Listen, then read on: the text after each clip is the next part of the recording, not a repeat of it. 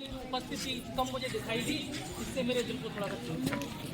मैं आज इसी कार्यक्रम की वजह से मैं कहीं बाहर नहीं गया। आज मेरे परिवार के लोग, मेरे गांव के लोग, मैं इस गांव को पूरे को परिवार मानता हूं, इस परिवार के लोग मेरे यहाँ उपस्थित होंगे, सभी से मेरी राम राम प्रणाम होगी और मैं अपनी बात बुजुर्गों के को साक्षी मानते हुए मैं युवाओं तक पहुँचाने की बात करूँगा।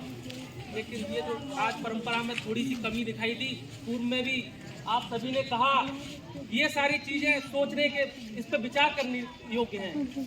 ये बात सत्य है कि परंपराएं यूं ही नहीं बनती। परंपराएं बनाने के लिए बुजुर्गों ने शायद जाने कितना कुछ किया होगा, तब ये परंपराएं यहाँ पे बनाई गई होंगी।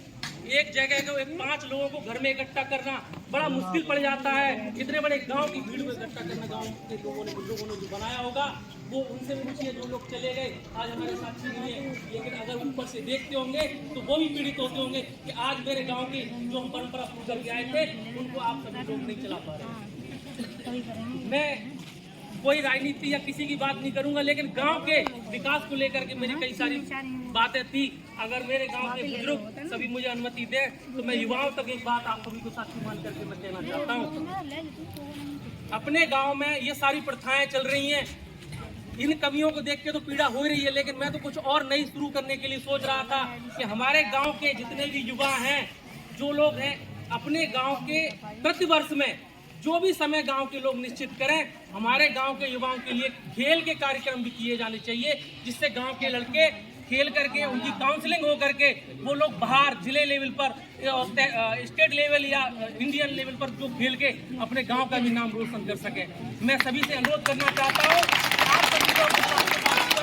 और युवा लोग इस तरह की पहल करें कि आप सभी लोगों के लिए साल में वो गांव के उसके बजट की भी व्यवस्था कहीं ना कहीं, मैं भी अपनी बात कर रहा हूँ, मेरे अंशदान में जो आएगा मैं उनको देने का कार्य करूंगा जितनी मेरी क्षमता है। बाकी अगर कोई प्रयास होता है तो उसके बजट की कभी कमी नहीं आती। हमारे गांव की संख्या, हमारे गांव की आबादी इतनी बड़ी है कि कोई कार्यक्रम का बीड़ा अगर कोई उठा लेगा वो कभी पीछे नहीं रहेगा, इस बात की मैं शायद मुझे उम्मीद है। दूसरा मैं एक निवेदन करना चाह रहा हूँ, अभी बात हुई कुछ समय पहले सरेली गांव में लगा था कि गांव का बाजार उखड़ करके यहाँ से जा रहा है,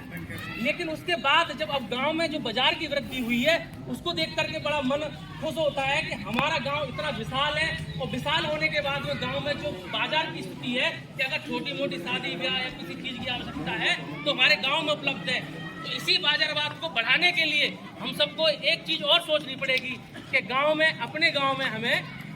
खुद निर्यात की भी व्यवस्था, हमारे गांव में बहुत सारी चीजें जो है हम लोग गृह उद्योग को थोड़ा थोड़ा, हमारे जितनी माताएं बहनें या युवा लोग जिस चीज में निपुण है, कोई चीज बनाने में अगर निपुण है तो बना करके चाहे छोटे स्तर से बनाए वो अपनी मार्केट तक पहुंचाने का काम करें। और मेरा अभी सभी खरीदारों से भी ये निवेदन है कि बाहर में पैसा खर्च करने के बजाय जितनी क्षमता आपकी है, अगर आपसे मोल भाव में अगर ज्यादा डिफरेंस नहीं है तो अपने गाँव से खरीद करें। जैसे आत्मनिर्भर भारत के लिए सरकारें प्रयास कर रही हैं, ऐसी आत्मनिर्भर गांव के लिए हमें प्रयास करना पड़ेगा। हम लोग अपने 100-200 रुपए के प्रलोभन से अपना पैसा हम लोग बाहर लेके आते हैं। पहले हमें गांव की बात करनी पड़ेगी, उसके बाद हम लोग ब्लॉक की बात कर सकते हैं, उसके बाद हम तहसील की या स्टेट की बात कर सकते हैं। पहले हमें गाँव मजबूत बनाना पड़ेगा। मैं सभी माता बहनों से निवेदन और करना चाहता हूँ, आपके पति तो कार्य कर ही रहे हैं, लेकिन आपके अंदर योग्यता किसी चीज की कुकिंग के बनाने की कोई सामान की, जैसे आजकल बहुत सारे पापड़ चिप्स वगैरह ये सब मैं देखता हूँ, बाहर राज्यों में जाता हूँ, बहुत सारे गांव इतने सक्षम है, कुछ नहीं है तो बुनकर जिसमें बुनाई में, कढ़ाई में अगर निपुण है तो वो अपना प्रोडक्ट बना करके अपनी बाजार में जहाँ तक वो पहुँचा सकती है वो पहुँचाती हैं। और मेरा सभी से आग्रह ये भी है, जो अपने व्यापारी समुदाय के लोग हैं वो अगर ये बनाने का कार्य शुरू होता है गाँव में तो खरीदने का कार्य वो लोग करें, इससे हमारा गाँव आत्मनिर्भर बनेगा। मैं तीसरी बात एक और कहना चाह रहा हूँ, हमारे गांव में शिक्षा को लेकर के अभी जागरूकता थोड़ी सी कम है। बाहर के लोग जब हम अपने दैवी की ब्लॉक में जाते हैं, कोला ब्लॉक में जाते हैं, हमारे वहाँ की